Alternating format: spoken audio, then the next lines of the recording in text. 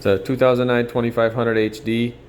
I started having a little bit of a leak from the front differential, and when I got it looking to see where the leak was coming from, I found that there's this threaded piece here they're calling a bearing adjuster, which I would call it a bearing carrier because it basically carries the bearing.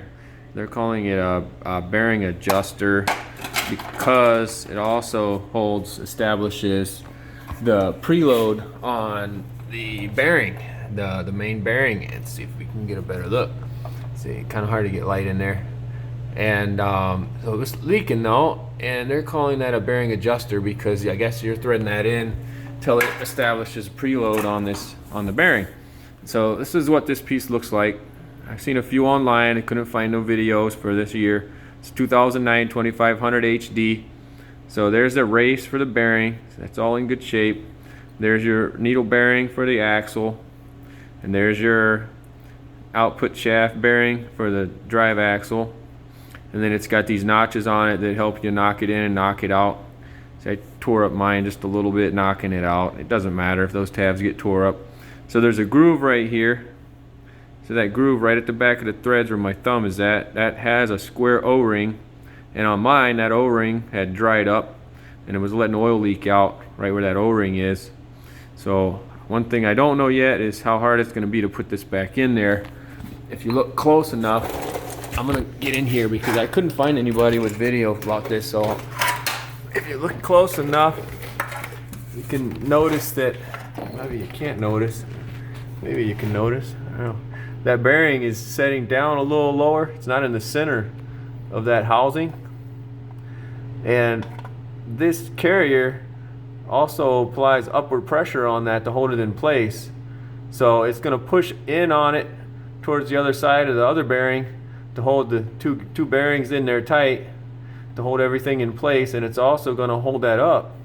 So that's kind of lower on the top than it is, there's a bigger gap at the top than there is on the bottom, because as I thread this in there, it has to lift that up, and it also has to push the other bearing back up into the race on the other side, I assume. So it's going to be difficult to get this back in there without disassembling the whole setup here. But like I said, I just needed to replace the O-ring. That, see, this is a threaded housing, and there's an O-ring right at the end of those threads. That screw you see at the top, that screw right there at the top has a little tab that goes into those notches that you use to punch it out, and that tab holds this in place. So I'm assuming that functional rebuild of this, you would have that disassembled and you would thread this in to a certain preload on that bearing, and then you would put that tab in place, and that would hold the preload on this bearing, just like setting an axle on a trailer or an axle on like an old big truck.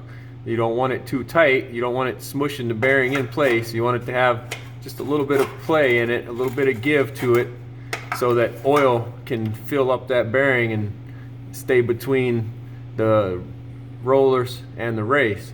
So you don't want them grinding and rubbing on each other. So anyway, I had some noise switching between forward and reverse. Every time I'd switch between forward and reverse, I had a clicking noise. And I don't think that this leak is any way associated with that, but I'm not yet sure. It's possible that maybe that was leaking because it was overheating. Maybe that dried out and overheated that square O-ring, which caused it to leak. But the bearing and the race are in great shape. So when I put this back in there, it's maybe trying to get that preload back closer to where it's maybe factory supposed to be as best I can.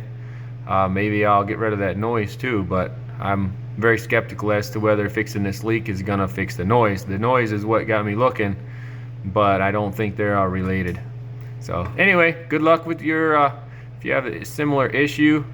And there's enough videos out there with everything else to get you this far.